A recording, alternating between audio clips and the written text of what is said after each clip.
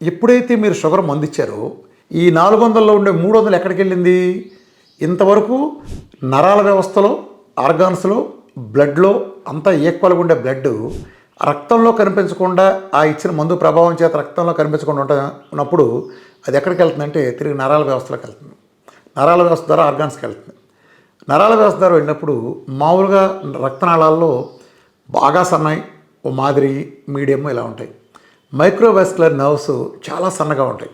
అంటే వెంట్రుక అంత సన్నగా ఉండే మైక్రోవాస్కులర్ నర్వ్స్ ఉన్నప్పుడు గ్లూకోజ్ మాలిక్యూల్ ఎంత సైజు ఉంటే అంత సైజులో ఉండే నరాల్లో అంటే ఈ షుగర్ ఇలా అక్కడ డిపాజిట్ అవుతుంది. అంటే తాత్కాలికంగా మీరు మందు ఇచ్చినప్పుడు ఇలా అక్కడ దాక్కుంటుంది.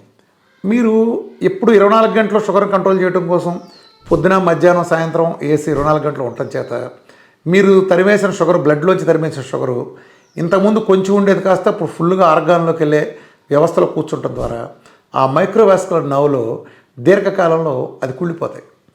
దీర్ఘకాలంలో ఒక 5 ఏళ్ళు 10 ఏళ్ళకి అట్లా కుళ్ళిపోతాయి.